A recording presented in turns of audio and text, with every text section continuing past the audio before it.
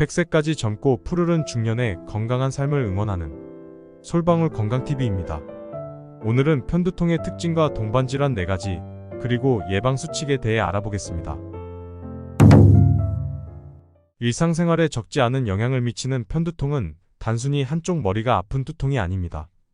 일측성, 파동성 통증이 일정 시간 이상 지속되고 구역과 구토, 증상 및 빛과 소리 공포증이 나타나는 특징적인 두통을 의미합니다.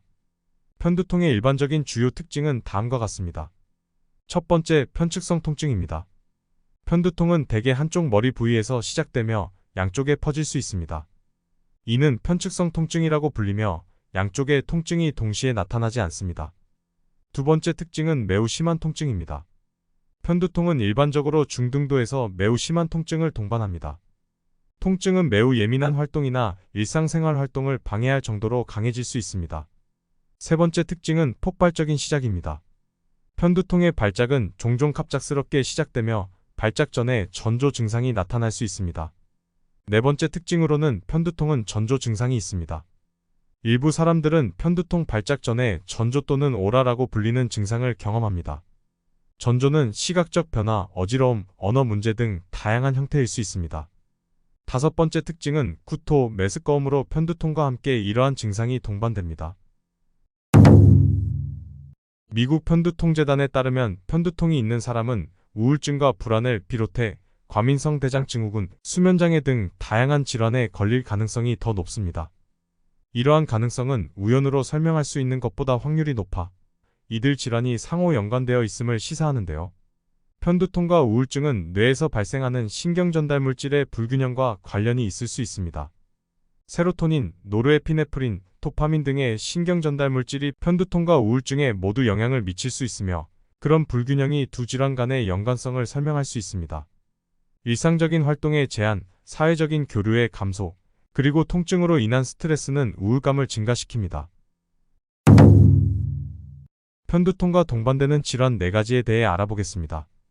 만성 편두통 환자의 경우 90%에 달하는 사람이 또 다른 만성 질환을 가지고 있다는 보고도 있습니다.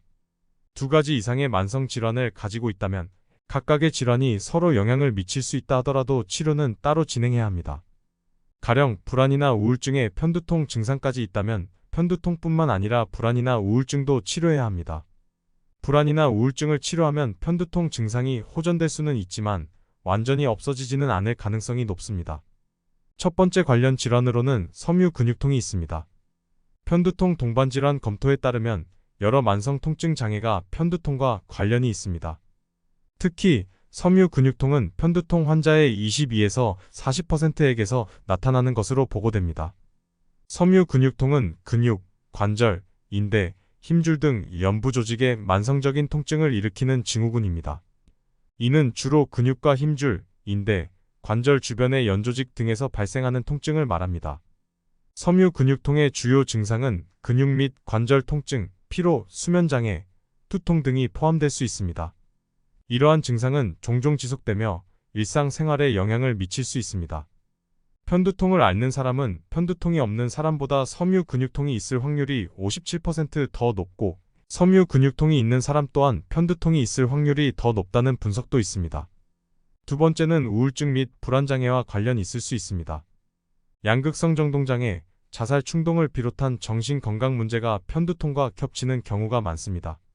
미국 스탠포드 병원 안면통증 프로그램 공동이사이자 신경과 전문의 메러디스 바라드 박사에 의하면 편두통 환자를 살펴봤을 때 가장 많이 겹치는 건강질환은 우울증과 불안입니다. 바라드 박사는 이들 질환을 치료하면 편두통에 대처하고 빈도와 심각도를 줄이는 데 도움이 될 수 있다고 말했습니다.